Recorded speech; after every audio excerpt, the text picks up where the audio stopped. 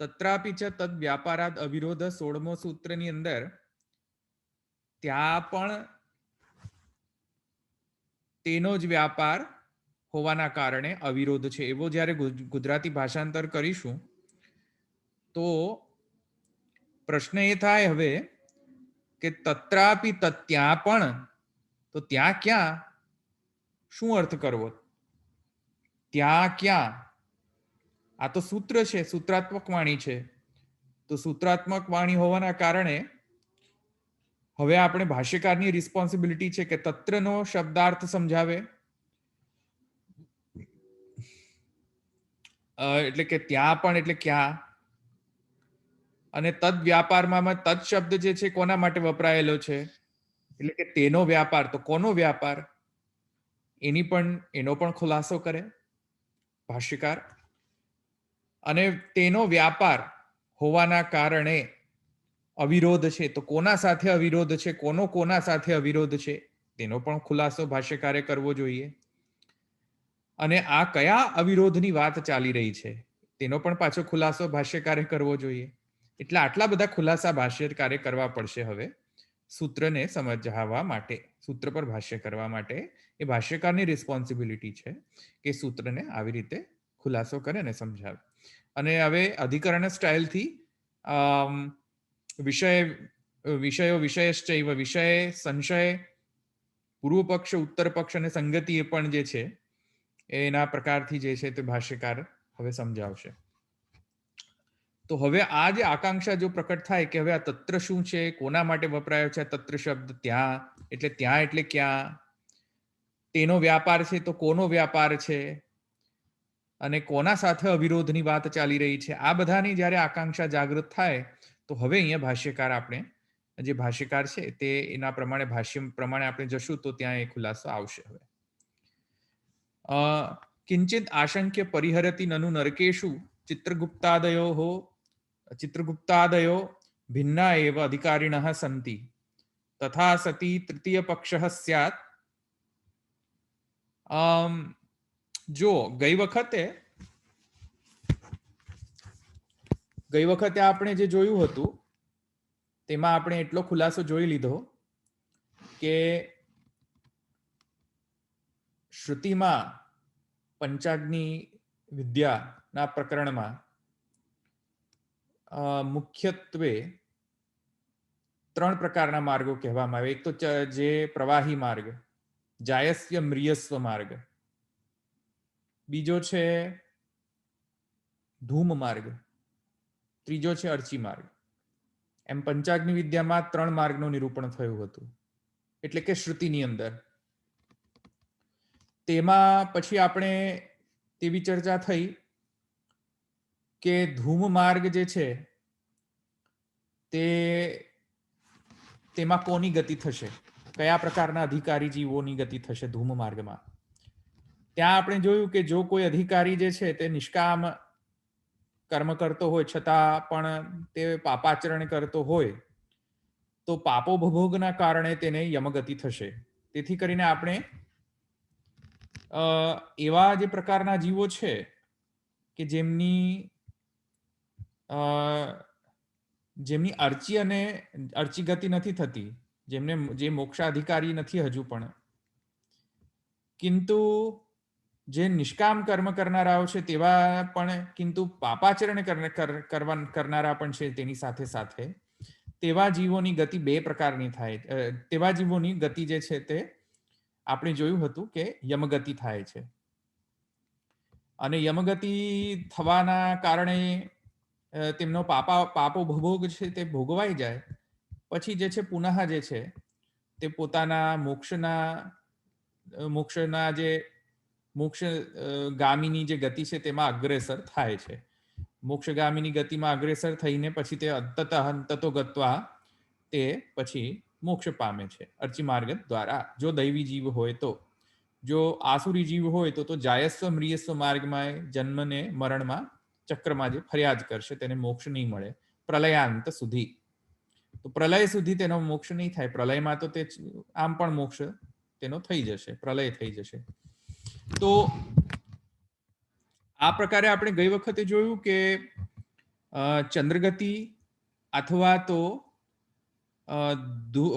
અથવા તો યમગતિ, આ બે પ્રકારની ગતિ આપણે જોઈ કે આજે અનિષ્ટ જે ઇષ્ટ અને અનિષ્ટ, તો માત્ર ઇષ્ટ કરનારા જો હોય કિંતુ બ્રહ્મજ્ઞ ન હોય તો તેની સોમગતિ થાય છે એમ જોયું.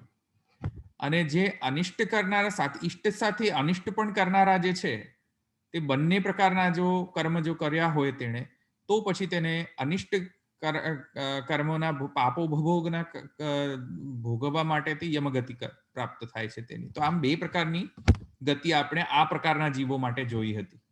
યમગતિ, ચંદ્રગતિ, બે પ્રકારની ગતિ.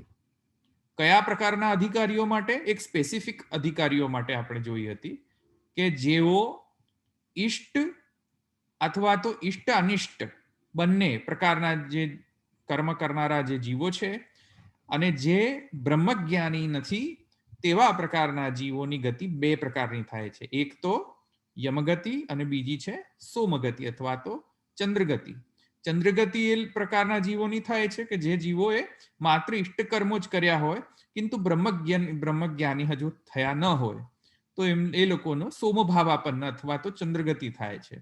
અને જે લોકો ઇષ્ટ પણ કર્મ કર્યા છે સાથે સાથે અનિષ્ટ કર્મો પણ તેમને કર્યા છે, એટલે કે પાપાચરણો પણ કર્યા છે, તો તેવા જીવોની ગતિ જે છે તે યમગતિ થાય છે. એમ પ્રમાણે આપણે ગઈ વખતે જોયું હતું. આ સર્વસૂત્રના સાર રૂપ હું કહી રહ્યો છું. સાર બધા સૂત્રો જે અત્યાર સુધી જોયા તે.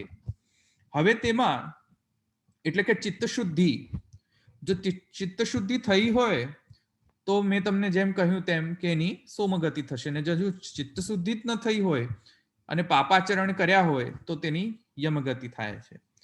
તો બે પ્રકારના માર્ગો તો આપણે સમજી ગયા. મહાપ્રભુજી કહ્યું કે બે પ્રકારના ત્યાં બે પ્રકારની ગતિ થાય છે. જો પાપાચરણ હોય તો આમ થશે, ને પુણ્યાચરણ હશે માત્ર તો આમ થશે. આમ પ્રકારે જે છે તે આપણે બે જ પ્રકારની ગતિ આપણે હજુ સુધી જોઈ છે આ પ્રકારના જીવો માટે, ચંદ્રગતિ, યમગતિ. હવે એક પૂર્વ પક્ષ આવે છે. પૂર્વ પક્ષ એમ કહે છે કે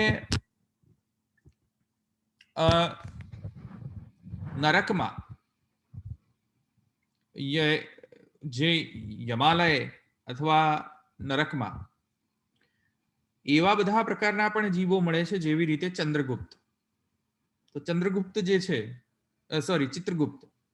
તો ચિત્રગુપ્ત જે છે અથવા તો એવા ઘણા બધા દેવતાઓ મળે છે ત્યાં કે જે યમના એસિસ્ટન્ટ હોય છે, યમના એસિસ્ટન્ટ હોય છે. તો એ બધા જીવો જે છે એ પ્રકારના જીવો જ્યારે ત્યાં નરકમાં સ્થિતિ તેમની હોય છે તો ત્યાં ચિત્રગુપ્ત ઇત્યાદિ જેવા જે અધિકારીઓ છે તે તો અલગ જ અધિકારીઓ જોવા મળે છે. કેમ કે એક વાત સમજો કે યમગતિ કોની થાય છે? આપણે પહેલા કહ્યા મુજબ જે લોકો પાપાચરણ કરનારા હોય છે તેમની યમગતિ થાય છે. તો એનો અર્થ એ થશે કે જે લોકોનું નરકમાં સ્થિતિ છે તે બધાએ પાપાચરણ કર્યા હોવા જોઈતા હતા લોજિકલી. કિંતુ ચિત્રગુપ્ત ઇત્યાદિ જે છે તે લોકોએ પાપાચરણ કર્યા નથી, છતાંય તેમની નરક ગતિ છે. સમજમાં આવે છે આ પ્રોબ્લેમ? ચિત્રગુપ્ત તેણે તો પાપાચરણ કર્યા નથી, તો જો તેણે પાપાચરણ ન કર્યા હોય ને છતાંય તેની નરક ગતિ જો રહેતી હોય, યમગતિ રહેતી હોય, એટલે કે નરક લોકમાં એની સ્થિતિ બની રહેતી હોય, તો એનો અર્થ થયો કે હવે આપણે ત્રણ માર્ગ પ્રકટ થયા. એક તો શુદ્ધ પાપાચરણ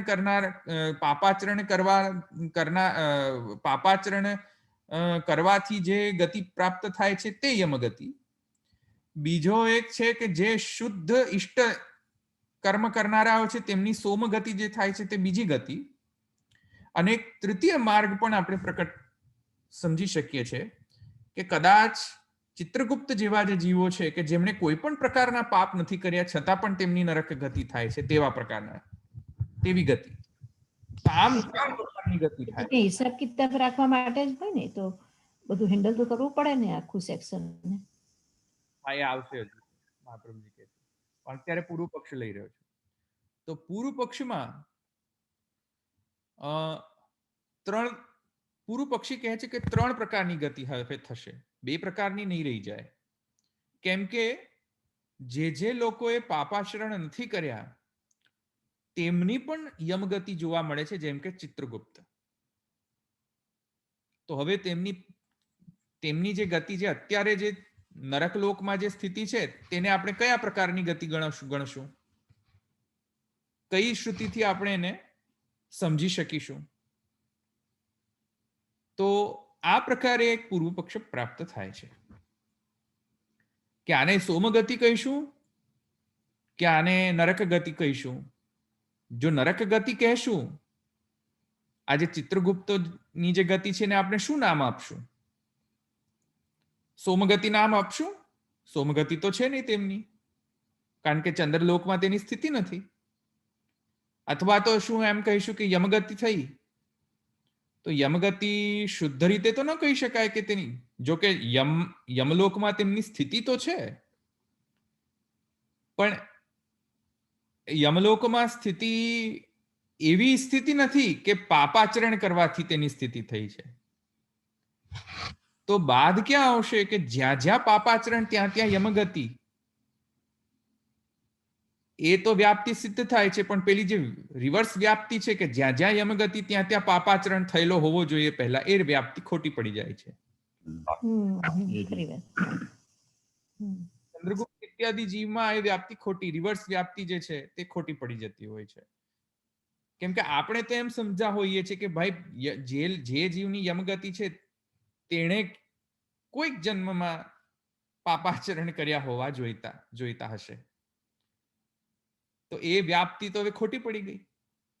તો ખોટી પડી ગઈ, તેથી કરીને પૂર્વ પક્ષી કહે છે તેથી કરીને 3 માર્ગ હવે થશે. 3 પ્રકારની ગતિ, માર્ગ નહીં, 3 પ્રકારની ગતિ. એક તો ચિત્રગુપ્ત જેવા જે જીવો છે જેમની જે યમલોકમાં ગતિ છે તે જુદા પ્રકારની ગતિ. એક શુદ્ધ પાપાચરણ કરવાથી જે થતી યમગતિ, અને એક શુદ્ધ ઇષ્ટ કર્મ કરવાના કારણે જે થતી ચંદ્રગતિ અથવા તો સોમભાવાપન્નતા. એમ 3 પ્રકારની ગતિનો પૂર્વ પક્ષ કહે છે કે 3 પ્રકારની ગતિ કહેવી જોઈતી હતી તમારે, 2 જ નહીં. તો મહાપ્રભુજી કહે છે કે નહીં, આ 3 પ્રકારની ગતિ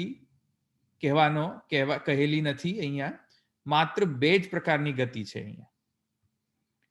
તો એ સૂત્રકારનો આશય છે, બ્રહ્મસૂત્રકાર કે 3 પ્રકારની ગતિ નહીં હોય ને માત્ર 2 જ પ્રકારની ગતિ છે. કેમ કે શ્રુતિ અને સ્મૃતિ આ બંને શાસ્ત્રથી જે સિદ્ધ થાય છે તે 2 જ પ્રકારની ગતિ છે. આ પ્રકારનો એ મુદ્દો જે છે, અને આ પ્રકારનો જે પૂર્વ પક્ષ અને ઉત્તર પક્ષ મૂળમાં આ સૂત્રમાં કહેવામાં આવેલો છે. સમજમાં આવ્યું આટલે સુધી?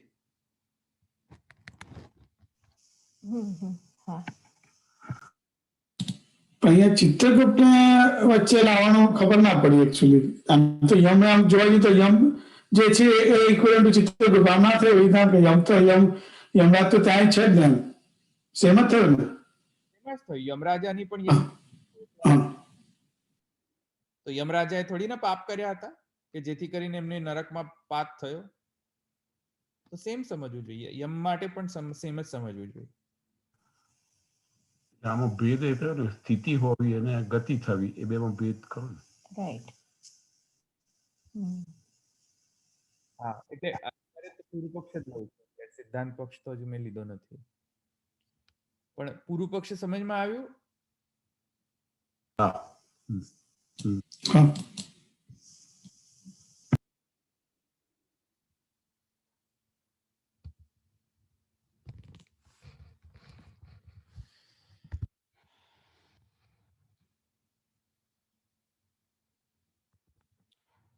હવે આપણે આગળ જઈએ.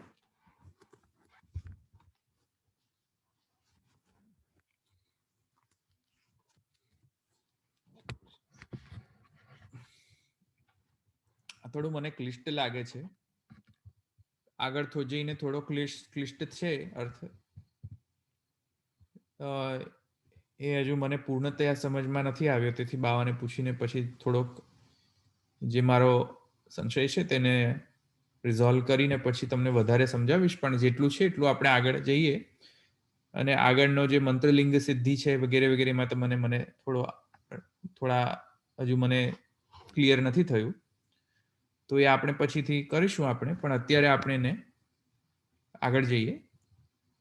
તો ઈચ્છારામજી પ્રદીપમાં શું કહે છે જુઓ. પરિહરતિ સૂત્રકાર પરિહરતિ ઇતિ અર્થ તથા સતી નરક પ્રાપ્ત્ય અંગીકારે સતી તૃતીય પક્ષ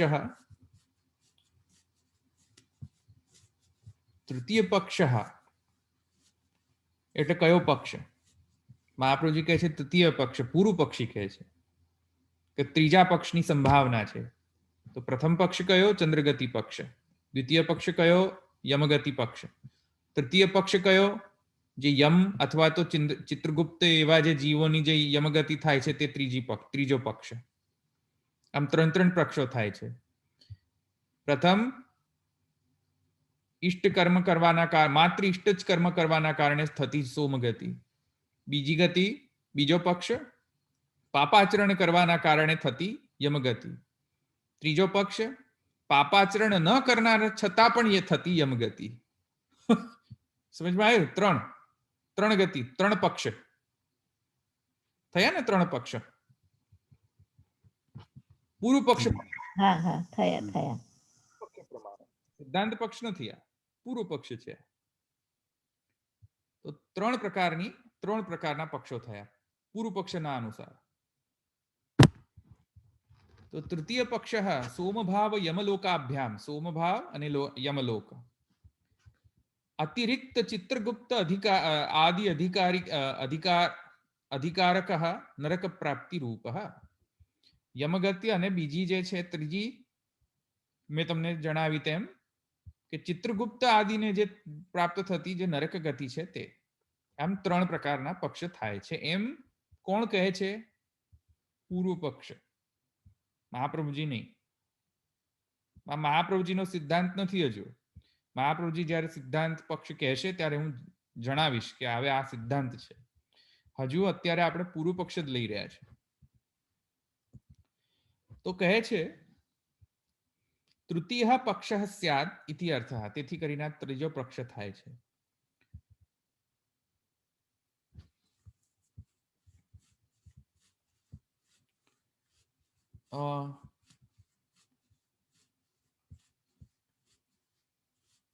અનેન યમસ્ય નરકાધિકારઃ નાસ્તિ ઇતિ અર્થઃ. પાપીનામ યમગતિ બોધક સ્મૃતિ વિરોધ ઇતિ સૂચિતમ. સ્મૃતિથી વિરોધ થાય છે. પૂર્વ પક્ષી શું કહે છે કે જો ત્રીજો પક્ષ ન ગ્રહણ કરો તો સ્મૃતિનો વિરોધ આવે છે. કઈ સ્મૃતિ? સ્મૃતિ, શ્રુતિ નહીં, સ્મૃતિ. કઈ સ્મૃતિનો વિરોધ આવે છે? જે આપણે ગઈ વખતે જોઈ ગયા સ્મરંતી ચ ની અંદર. સ્મરંતી ચ ની અંદર જે સ્મૃતિ જોઈ ગયા પુરાણમાં, જે પુરાણની અંતર્ગત જે આવતી સ્મૃતિ જે છે, યમેન પૃષ્ઠ તત્રાહમ દેવદેવમ જગતપતે પૂર્વમ તમ અશુભમ ભુંક્ષ્વા. અશુભને ભોગવવા માટે નરકમાં અમે લઈ જઈશું તમને. આ સ્મૃતિનો વિરોધ આવે છે. કેવી રીતે વિરોધ આવે છે? કે યમે કોઈ પાપ કર્યા છે? કોઈ પાપ કર્યા નથી યમે. તો યમે જો પાપ ન કર્યા હોય તો યમને જ કેમ નરક પ્રાપ્તિ થઈ? કારણ કે યમ ક્યાં રહે છે? નરકમાં. ચિત્રગુપ્ત તેણે કોઈ પાપ કર્યા છે? નથી કર્યા, છતાં એ નરકમાં રહે છે.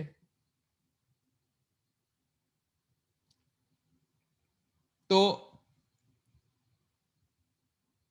જ્યાં સ્મૃતિની અંદર એમ કહેવામાં આવ્યું હતું કે પાપી નામ યમગતિ, પાપીઓની યમગતિ થાય છે, તો હવે ચિત્રગુપ્તને સ્વયં યમની પણ ગતિ નરકમાં જ હોવાના કારણે હવે શું એમ સમજી શકાય કે તેથી કરીને તે લોકો પણ પાપી છે? તો એ પ્રકારનો સ્મૃતિમાં વિરોધ આવે છે એમ કહે છે પૂર્વ પક્ષી. તો એ પૂર્વ પક્ષનો એટલે કે આ સ્મૃતિ વિરોધ ના આવે તેથી કરીને પૂર્વ પક્ષી કહે છે કે વારું ત્યારે તૃતીય પક્ષ ગણી લો, જેથી કરીને સ્મૃતિમાં વિરોધ ન આવે. તેથી કરીને પૂર્વ પક્ષી કહે છે કે 3 પક્ષની જરૂર છે. તો મહાપ્રભુજી કહે છે નહીં, પરિહારમ આહુહુ. તો મહાપ્રભુજી આવા પ્રકારનો જો 3 પક્ષનો જો કોઈ પૂર્વ પક્ષી જો છે, જો એનો પ્રતિપાદન જો કરતો હોય પૂર્વ પક્ષી, તો એવા પ્રતિપાદનનું નિરસન જે મહાપ્રભુજી સિદ્ધાંતતઃ કહે છે કે 3 પક્ષની સંભાવના નથી, માત્ર 2 જ પક્ષ છે. 3 પક્ષની સંભાવના નથી. કેમ નથી? હવે એનો રીઝનિંગ આપે છે.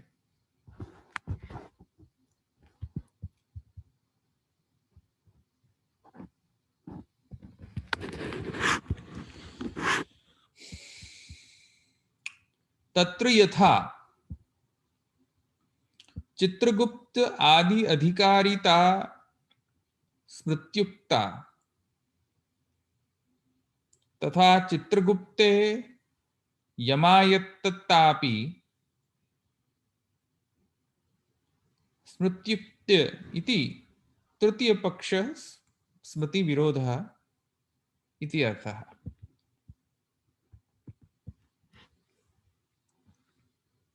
મહાપ્રભુજી શું કહે છે? સિદ્ધાંત શરૂ કરે છે મહાપ્રભુ. આ પૂર્વ પક્ષ નથી, આ સિદ્ધાંત છે. તો મહાપ્રભુજી કહે છે કે ચિત્રગુપ્ત અથવા એવા પ્રકારના જે સ્પેશિયલ જે જીવો જે છે, સ્પેશિયલ જીવો એટલે કે અધિકારી જીવો. અધિકારી જીવો એટલે સ્પેશિયલ જીવો, જેને કોઈક સ્પેશિયલ ટાસ્ક માટે તેમને યમમાં એને સ્થિતિ કરવા માટે મોકલ્યા છે, તેવા ચિત્રગુપ્ત ઇત્યાદિ. એવા જે સ્પેશિયલ જે જીવ છે એ લોકોની પુરાણમાં જ કહેવામાં આવેલું છે કે ચિત્રગુપ્તને તો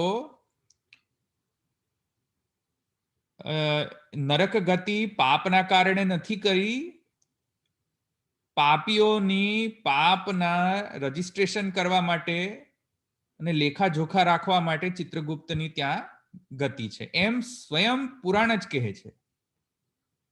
તો જો સ્વયં જ પુરાણ જો એમ કહેતું હોય કે ચિત્રગુપ્ત અને યમ વગેરે જે છે એ પ્રકારના જીવોની પાપાચરણના કારણે યમગતિ નથી થઈ, એ સ્પેશિયલ ટીમ છે એ લોકોની, એ જેની નિયુક્તિ આના માટે કરવામાં આવી છે, એમ જ્યારે સ્વયં સ્મૃતિ કહેતી હોય તો પછી પાપાચરણના કારણે એમનો નરકપાત થયો એ સ્મૃતિ સાથે પછી જો આપણે એમ માની લઈએ તો એ સ્મૃતિ, આ જે સ્મૃતિ મેં તમને કહી કે ચંદ્રગુપ્ત અને વગેરે જે છે તેમની પાપાચરણના કારણે યમગતિ નથી, પણ કિંતુ પાપના લેખાજોખા રાખવા માટે એમની યમગતિ છે, તેનો વિરોધ આવશે પાછો.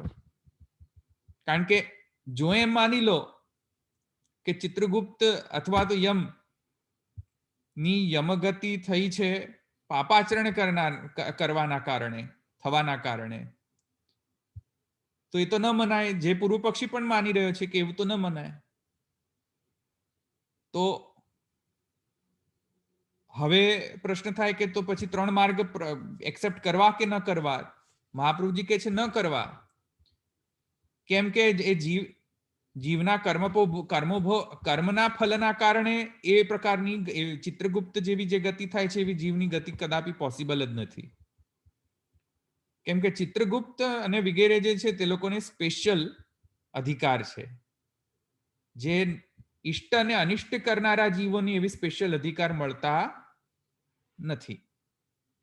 ચિત્રગુપ્ત આદિ જે જીવો સ્પેશિયલ જે સ્પેશિયલ અધિકાર છે, સ્પેશિયલ રાઇટ્સ છે તેમનો ત્યાં રહેવાનો,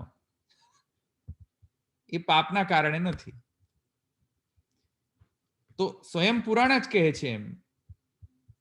તો જેવી રીતે ચિત્રગુપ્ત ઇત્યાદિ અધિકારીઓની સ્મૃતિમાં જ કહેવામાં આવેલું છે કે તેમનો અધિકાર છે પાપાચરણના કારણે નહીં, સ્પેશિયલ અધિકાર છે ત્યાં રહેવાનો. તથા ચિત્રગુપ્તે યમાયત્તાપી ક્યાં ગયું? હા,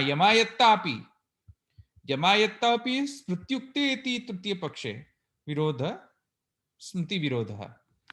અને એ પાછા યમના જ કંટ્રોલની અંદર કામ કરે છે. યમના કંટ્રોલની અંદર તે લોકો કામ કરે છે. યમના જે સેવકો, યમદેવના, યમરાજાના સેવકો, ચિત્રગુપ્ત ઇત્યાદિ, તો એ પણ યમના જ કંટ્રોલની અંદર કામ કરે છે. અને એ પાછું પુરાણમાં જ એમ કહેવામાં આવ્યું છે. તો તેથી કરીને એમ સિદ્ધ થાય છે કે જીવ માટે એપ્લિકેબલ નથી આ સ્પેશિયલ યમની ટીમ છે.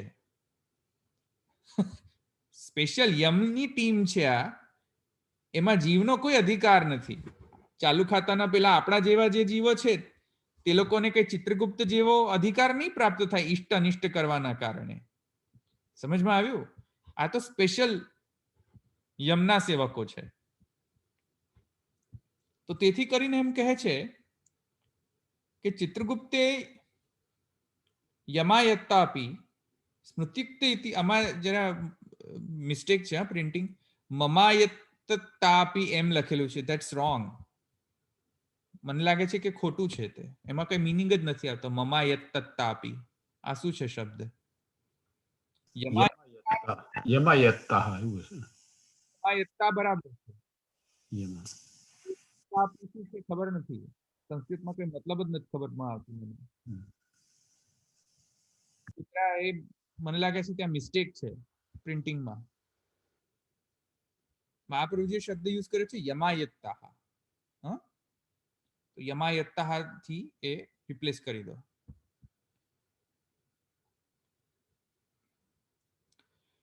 ક્યાં ગયું? તો યમાયત્તાપી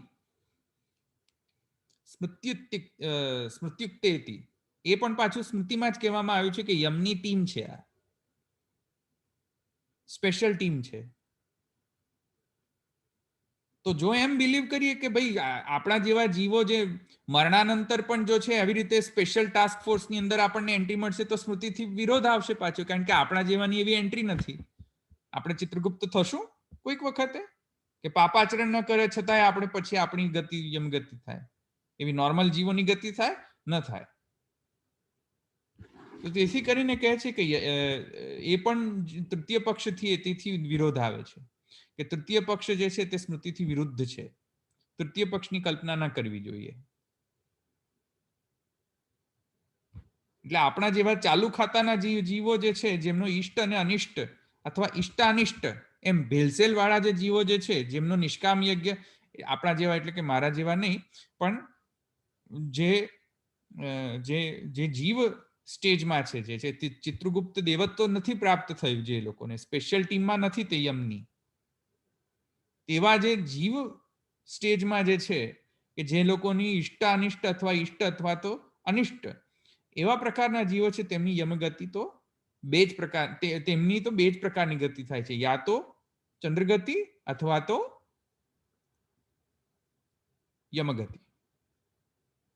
ત્રીજી ગતિ પોસિબલ નથી આ પ્રકારના જીવો માટે. હું જનરલ સેન્સમાં નથી કહી રહ્યો બે જ ગતિ છે. હું એક સ્પેસિફિક સેન્સમાં સ્પેસિફિક અધિકારીના રેફરન્સથી કહી રહ્યો છું કે બે ગતિ કોના માટે છે? જે લોકોને નિષ્કામ યજ્ઞ કર્યા હોય અને બ્રહ્મજ્ઞાની ન હોય, તો ધૂમ માર્ગેણ અથવા તો યમલોક માર્ગેણ તેમની ગતિ થાય છે. જો ઇષ્ટ કર્યા, માત્ર ઇષ્ટ જ કર્યા હોય તો ચંદ્રગતિ થાય છે, અને અનિષ્ટ જો કર્યા હોય જેમણે, તો તેમની યમગતિ થાય છે. આમ બે જ ગતિ મળે છે. ચિત્રગુપ્ત જેવી જે સ્થિતિ જે છે એવી ગતિ આપણા જેવા જીવો માટે પોસિબલ નથી, કારણ કે ચિત્રગુપ્ત જે છે અને એવા બધા જે દેવતાગણ છે તે યમના સેવકની એઝ એ નિયુક્તિ છે. તેથી કરીને તેમની સ્પેશિયલ સ્ટેટસ છે. જે આપણા જેવા જીવને સ્મરતી નથી. તેથી સ્મૃતિમાં વિરોધ આવે. સ્મૃતિ એટલે પુરાણમાં, પુરાણમાં તેનો વિરોધ આવે છે. જો એમ કન્સિડર કરી કે 3 પક્ષ છે તો પાછો પુરાણમાં જ વિરોધ આવશે પાછો. તો પુરાણનો તો વિરોધ આપણે સહન ન કરી શકીએ પુરાણના સ્ટેટમેન્ટ્સની અંદર. તેથી કરીને આટલું સમજમાં આવી ગયું?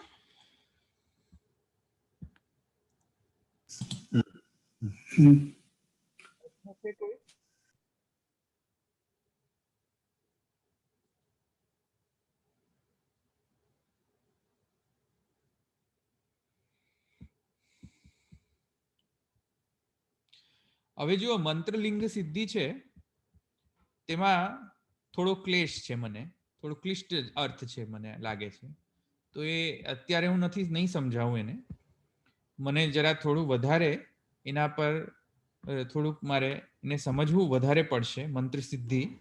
કારણ કે મંત્રલિંગ સિદ્ધિ જે છે તેમાં ખાલી એક હાફ મંત્ર જ આપેલો છે, વૈવસ્વતમ સંગમનમ. હવે આ ક્યાંનો છે રેફરન્સ ખબર નથી. તો એ પહેલા તો એ વૈવસ્વતમ સંગમનમ જે છે એ આખી જ્યારે શ્રુતિ મળે તો મંત્રલિંગ સિદ્ધિ સમજમાં આવે. એ શ્રુતિ મળતી નથી પણ એ ક્યાંય ખબર નથી કઈની શ્રુતિ છે તે. આખી શ્રુતિ છે કે વૈવસ્વતમ સંગમનમ જનાનામ યમમ રાજાનમ ઇતિ. આ મંત્રલિંગ છે, આ મંત્ર છે. પિતૃમેધની અંદર કહેવામાં આવે છે. ક્યાં કહેવામાં આવ્યું છે મળતી જ નથી. પિતૃમેધ સમજો ને, મેં તમને કહ્યું તું બ્રહ્મમેધ અને પિતૃમેધ. મેં તમને સમજાવ્યું હતું ને પિતૃમેધ. વૈવસ્વત રાજાનમ હવિષા દુવસ મેં તમને કહ્યો તો ને. આ કે નહીં નતો કહ્યો? કહ્યું છે. રાજાનમ દુવસ્વ. આ મેં તમને સમજાવ્યું તું મને લાગે છે કે બ્રહ્મજ્ઞાની નથી પણ અગ્નિહોત્રી છે. તો બ્રહ્મજ્ઞાની અગ્નિહોત્રી બંને હોય તો તેના દાહ સંસ્કારને બ્રહ્મમેધ કહેવાય. એટલે કે બ્રહ્મજ્ઞ પણ હોય અને નિષ્કામ કર્મ પણ કર્યા હોય અને કોઈ પાપાચરણ ન કર્યું હોય તો એને શું કહેવાય? એના દાહ સંસ્કારને શું કહીશું આપણે? બ્રહ્મમેધ. અને કિંતુ જેને બ્રહ્મજ્ઞાન નથી પણ અગ્નિહોત્રી છે તો તેવા જીવના તેવા શરીરના દાહ સંસ્કાર કરવાને આપણે શું કહીશું? પિતૃમેધ. તો પિતૃમેધમાં પણ જે છે પ્રથમ મંત્ર જે બોલવામાં આવે છે પિતૃમેધ દરમિયાન કે વૈવસ્વતમ સંગમનમ જનાનામ યમમ રાજાનમ હવિષા દુવસ્વ.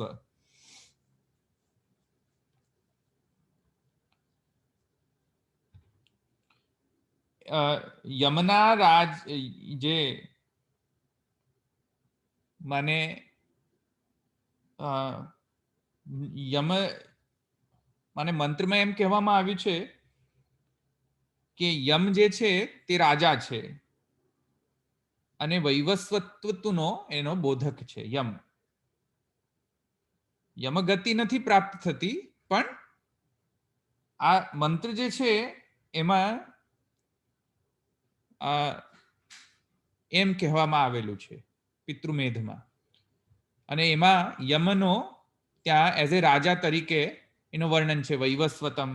વૈવસ્વત્વનો એનો વર્ણન છે યમનો, ને વૈવસ્વત પણ કહેવામાં આવે છે યમને. તો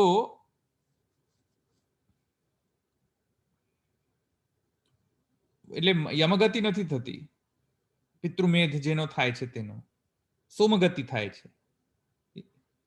પણ મંત્રમાં બોલવામાં આવે છે પાછું યમનું નામ. Is it clear? એટલે આઈ ક્લેરિફાઈડ ફરીથી એકવાર ફરીથી કે અગ્નિહોત્રી નિષ્કામ યજ્ઞ કરનાર, કોઈ પાપાચરણ નહીં કરનાર, એ જ્યારે એનો દાહ સંસ્કાર થાય તો એને જ્યારે પિતૃમેધથી એનો મંત્ર બોલાય તો મંત્રમાં યમનો વર્ણન છે. તો ક્વેશ્ચન એ થાય કે મંત્રમાં યમનો વર્ણન કેમ છે? ભાઈ એનો યમગતિ નથી થવાની, એની તો સોમગતિ થવાની છે. તો મંત્રમાં શા માટે યમગતિનું વર્ણન કરો છો? યમનો કેમ વર્ણન કરો છો? એકચ્યુઅલી ચંદ્રનો વર્ણન કરવો જોઈએ, ચંદ્રગતિનું વર્ણન કરવો જોઈએ કે હાશ ગયો, ચંદ્રગતિને પ્રાપ્ત થશે. કારણ કે અગ્નિહોત્રી જે છે એને તો ચંદ્રગતિ થવી જોઈતી હતી પિતૃમેધના કારણે. મેં તમને તેમ પહેલા સમજાવ્યું તેમ. તો પિતૃમેધમાં પ્રથમ મંત્ર જે બોલવામાં આવે છે, જે આ વૈવસ્વતમ સંગમનમ વાળો મંત્ર, એ મંત્ર માં જે યમરાજા અને વૈવસ્વત રૂપતાનું વર્ણન, જે યમનો વર્ણન જે કરવામાં આવેલો છે, હવે એનો અર્થ કયો કરવો? કારણ કે ત્યાં યમગતિ તો અર્થ કરી ન શકાય કે આનો યમગતિ થાય છે, કેમ કે એની ખરેખર યમગતિ થતી નથી, એની તો સોમગતિ થાય છે. હવે આ ખ્યાલ આવ્યો પ્રોબ્લેમ? ચમસવત કહી હતી એટલે. ચમત્વત કહ્યું હતું ને? હા, હા. એને અહીંયા મંત્રલિંગ સિદ્ધિ કહે છે. હમ. એટલે એકચ્યુઅલમાં મંત્રનો શ્રુત્યર્થ નહીં ગ્રહણ કરીને મને લાગે છે કે મંત્ર લિંગની સિદ્ધિ છે, મંત્રના શબ્દના સામર્થ્યની અહીંયા સિદ્ધિ છે. એનો અહીંયા વર્ણન આવશે હવે કે ભાઈ મંત્રમાં તો યમગતિ કઈ છે, શ્રુતિમાં ચંદ્રગતિ પ્રાપ્ત થાય છે, તો મારે માનવું શું હવે? ખરેખર એને ચંદ્રગતિ થાય છે પણ મંત્રમાં યમગતિનું વર્ણન છે, મારે સમજવું શું? તો પૂર્વ પક્ષી કહે છે તેથી કરીને ત્રીજો પક્ષ ગણી લો. હવે ત્રીજો પક્ષ ગણાય નહીં પાછો. એ હમણાં જ મહાપ્રભુજી કહી ચૂક્યા, ત્રીજો પક્ષ તો સ્મૃતિથી વિરુદ્ધ થઈ જાય છે પાછો. તો હવે આ મંત્રનું કરવું શું? એટલે એના એ પ્રોબ્લેમને આન્સર કરવા માટે હવે મહાપ્રભુજી એક સેકન્ડ પેરેગ્રાફમાં કહે છે, અથવા યમગતે હે મંત્રલિંગ સિદ્ધે હે. આ જેટલું મને સમજમાં આવ્યું છે એટલું હું તમને સમજાવું છું. હજુ પણ કહું છું થોડો ક્લિષ્ટ છે મારા માટે પણ, અને હજુ પણ હું એના પર થોડું વધારે રિસર્ચ કરીશ, બાબાને પૂછીશ અને પછી વળી પાછા આપણે કાલે એ પર ડિસ્કશન કરશું. પણ આ મંત્રલિંગ સિદ્ધિ જે છે, આ સંગન વૈવસ્વતમ સંગમનમ વાળો જે મંત્ર છે પિતૃમેધમાં બોલાતો દાહ સંસ્કાર વખતે, એના રિલેટેડ છે.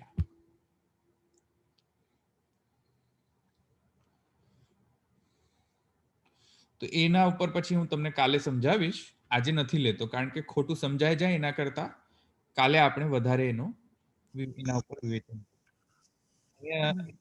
બીજો પ્રશ્ન છે અહીંયા સુધી? લાસ્ટ ટાઈમ આપણે એવું સમજાયું કે આજે ચમસ્વત કે જીવની ગતિનો નિયામકત્વ મંત્રનું તાત્પર્ય નથી, પણ કે એમનું સ્વરૂપ કહેવા માત્ર માટે જ છે એ મંત્ર, એવું કંઈક સમજાયું. કહેવા માત્ર ગતિનો તો તાત્પર્ય નથી, જેમ અર્વાક બિલસ. હા,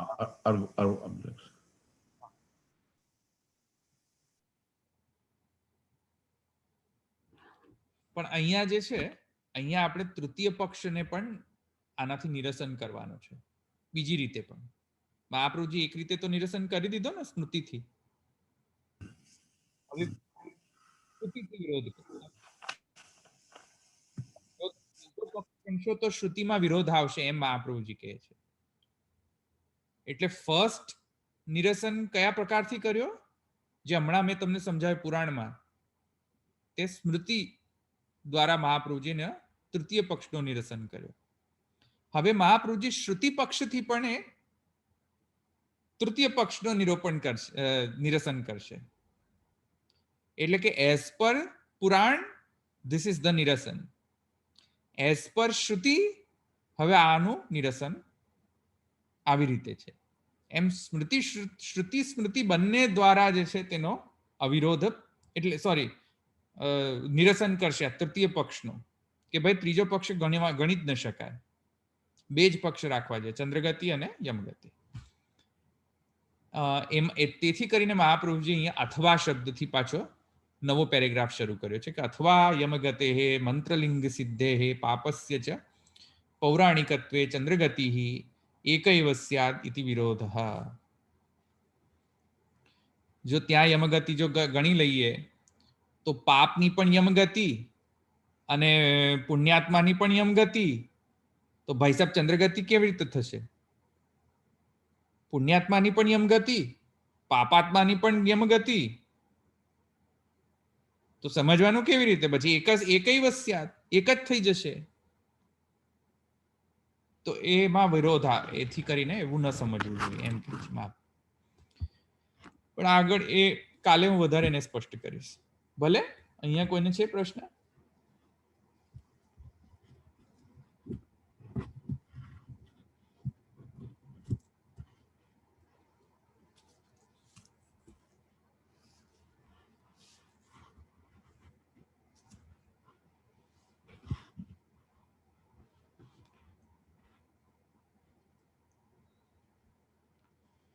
કોઈને નથી પ્રશ્ન?